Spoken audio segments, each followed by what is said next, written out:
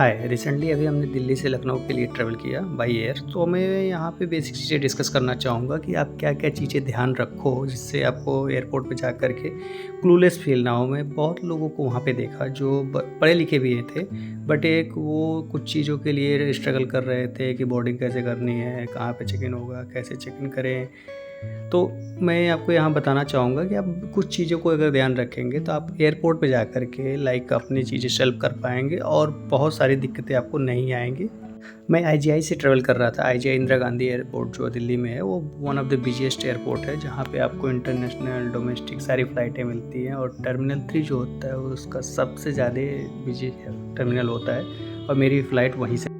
जब आप ticket book करते हैं, चाहे आप मेक माई ट्रिप से बुक करें, चाहे आप एक्सिगो से बुक करें या गोआईबीबो से बुक करें, तो आपको एक मेल या व्हाट्सएप पे आपको एक टिकट आ जाता है।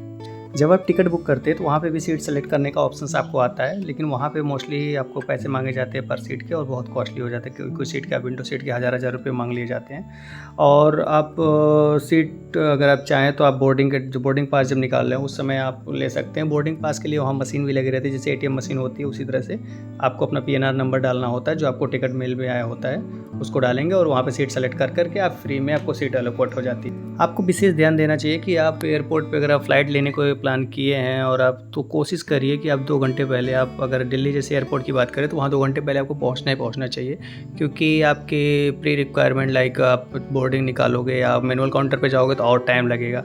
अगर मशीन चल रही है तो अच्छी बात है, मशीन से आप 5 मिनट में निकाल लोगे। मैनुअल काउंटर पे जाओगे तो आधे घंटे, पौने घंटे, कुछ भी लग सकता है। आपको एक वैलिड आईडी प्रूफ चाहिए होगी, जैसे आपको पैन कार्ड, आधार कार्ड या आपको वोटर आईडी कार्ड चाहिए होगा अगर आप डोमेस्टिक फ़्लाइट ले रहे हैं। और अगर आप इंटरनेशनल ले रहे हैं तो आपको पासपोर्ट मैंडेटरी हो जाता है। आपका टिकट और आपका वो आईडी कार्ड दोनों चेक करके आपको उस एयरपोर्ट में एंट्री दी जाती है। अगर आप पहली बार जा रहे हैं तो आपको विशेष ध्यान देना चाहिए कि सिक्योरिटी चेकिंग में आपको सारी चीज़ें लाइक मोबाइल, ईयरफोन, चार्जर, जितनी भी इलेक्ट्रिक चीज़ें, लैपटॉप, जो कुछ भी है आपको निकाल करके एक बकेट में रखना होता है। आप बैग के अंदर जितनी भी चीज़ें रख रहे हो उसको ऑर्गेनाइज रखो, कितने पार्ट हम निकाल के सिक्योरिटी में रखेंगे। कपड़े वगैरह का नहीं होता है, बाकी सारी चीज़ें आपको निकाल के रखनी पड़ती है।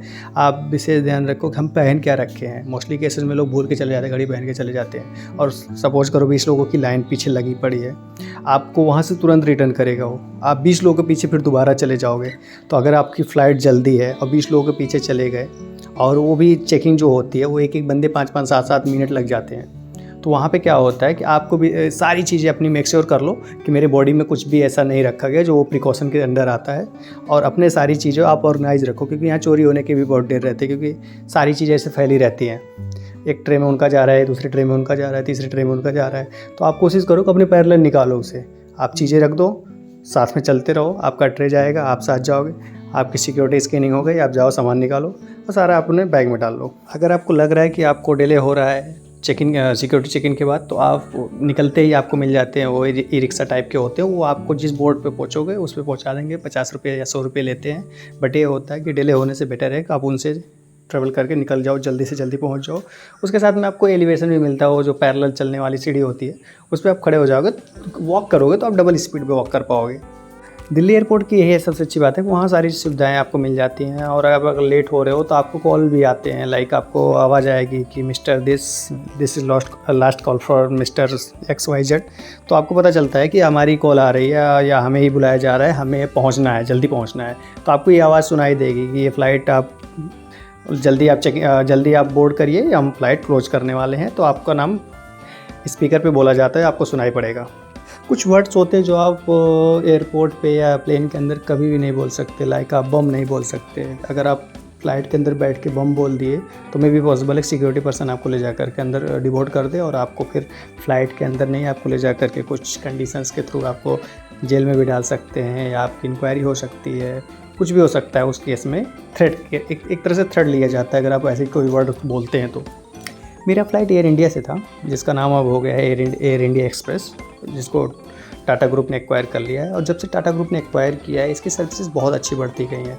पहले बहुत शिकायत आती थी कि एयर इंडिया में स्टाफ बहुत रूड होते हैं, ये है वो सर्विस नहीं बहुत अच्छी है और डीलिंग बहुत अच्छी, मतलब बातें सही से नहीं करते। लेकिन अब मैंने देखा कि वहाँ पे एक बहुत अच्छे लाइक स्टाफ आगे चुके हैं और ये काफ़ी एंगेज के भी है और उनकी लाइक सर्विस और बात करने के वे और लोगों को मतलब समझाने के बताने के सारी बहुत अच्छे हो गए हैं। दिल्ली से लखनऊ की फ़्लाइट मोस्टली 1 घंटे कुछ मिनट की होती है। मेरा मानना ये है कि एयर में तो मुश्किल से 40 से 45 मिनट एयर में रहती है, बाकी उसके बाद ग्राउंड पे लैंड होना, टेक ऑफ होना, ये सब टाइम भी इंक्लूड होता है उसी में। एक्सपीरियंस बहुत अच्छा रहा मेरा, कह सकते हैं। खाने के लिए भी आपको अगर आप सेलेक्ट किए हो उसमें से लाइक जब बुक करते हो तो आपको ऑप्शंस आता है कि आप कुछ चाहिए होगा और आप अगर आप कुछ आप सेलेक्ट करते हो तो आपको खाने को मिलता है। बस बात ये है कि लखनऊ इतना जल्दी आ जाता है कि ऑनेस्टली आप अपनी मील्स फिनिश नहीं कर पाते, ऑलमोस्ट आप नहीं फिनिश कर पाते और आपको तब तक आ जाता है कि आप अपनी सीट बेल्ट बांध लीजिए, हम लोग लैंडिंग के लिए प्रिपेयर कर रहे हैं। तो आपको बहुत जल्दी आपको करके सब कुछ करके आपको जल्दी से फिनिश करना होता है सब। एक टर्बुलेंस नाम की समस्या होती है जब आप खासकर बैड वेदर हो, जहाँ बारिश हो रही हो जिस सिचुएशन में, तो वहाँ पे टर्बुलेंस होता है। टर्बुलेंस वो सिनेरियो बन जाता है जब एरोप्लेन किसी क्लाउड के अंदर जो एक क्लाउड का वॉल्केनो बना रहता है उसके अंदर घुसता है, तो आपको फील होता है कि एकदम जैसे टेम्पो बड़ आप एकदम कंपन सी हो जाती है और आप फील लाइक कि काफ़ी डरावना भी होता है। सम केसेस में अगर टर्बुलेंस ज़्यादा रहा तो फ्लाइट कई 100 फीट नीचे आने लगती है। उस केस में तो लगा लो कि बस आप प्रे करते हो गॉड बचा लो, लैंड करा दो बस किसी तरह से।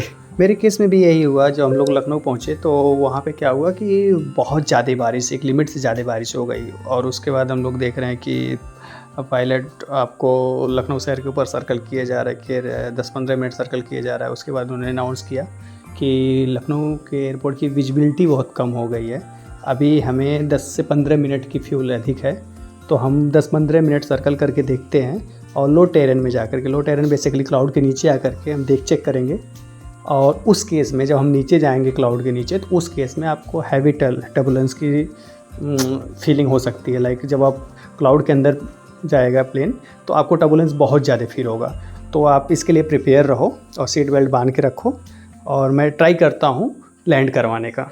लकीली हमने 10 मिनट के आसपास जब राउंड कर चुके तो लो टेरेन में जाने के बाद थोड़ा बहुत विजिबिलिटी बनी, ऊपर से आप देख सकते थे कि एयरपोर्ट दिख रहा था, रनवे दिख रहा था और मुझे लगता है काफ़ी अच्छे एक्सपीरियंस वाले पायलट भी थे। वो बिल्कुल भी मतलब अनकम्फर्टेबल लैंडिंग नहीं थी, बिल्कुल कंफर्टेबल जनरल लैंडिंग जैसे होती है, एकदम नॉर्मल लैंडिंग कराएं और उससे लगा कि भाई उनके पास बहुत अच्छा एक्सपीरियंस है। और इवन जब आप लैंड किए हो, ज़मीन पे आए हो, इतनी ज़्यादा बारिश थी कि आपको शीशे से कुछ दिख नहीं रहा था। उसके बाद भी बहुत अच्छी लैंडिंग रही थी। सच बताएं तो जब लैंड हो गया तो सबके जान में जान आया, क्योंकि ये सिनेरियो ऐसा बन गया था कि इधर अगर 2-5 मिनट और नहीं लैंड कर पाते तो उसको डाइवर्ट कर दिया जाता और वो लखनऊ से शायद आपको शायद अयोध्या या तो गोरखपुर इतने कहीं आसपास में ही डाइवर्ट किया जाता। दिल्ली एयरपोर्ट की बात करें तो वहाँ पे बहुत अच्छी सुविधाएं हैं। आप जाओ तो खाने की बहुत सारी अवेलेबिलिटी है वहाँ पे, आप व्यू बहुत अच्छे हैं। आप वहाँ पे देखोगे तो आपको फ्रीक्वेंट फ्लाई दिखेंगी, लाइक 1 मिनट में कोई फ़्लाइट आ रही है फिर उसी सेम अगले मिनट में कोई जा रही है। आप इतनी फ्रीक्वेंट फ़्लाइटें वहाँ से जाती हैं। बस रीज़न ये है कि वहाँ से इंटरनेशनल डोमेस्टिक सारी फ़्लाइटें चलती हैं और बहुत बड़ा एयरपोर्ट है। आप दिल्ली एयरपोर्ट की बात करें तो बहुत बड़ा एयरपोर्ट है, वहाँ पे बहुत सारी सुविधाएं हैं और व्यू देखोगे तो बहुत अच्छा लगता है देख के। आप एयरपोर्ट के अंदर जाओगे तो आपको लगेगा हाँ ये एयरपोर्ट है।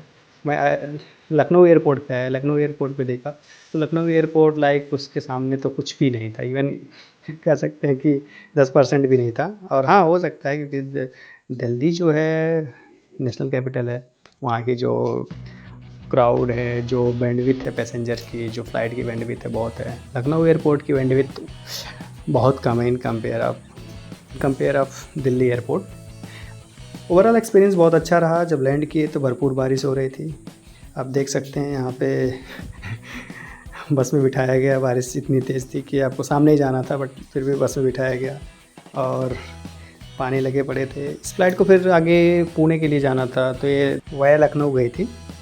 Thank you for watching guys, thanks.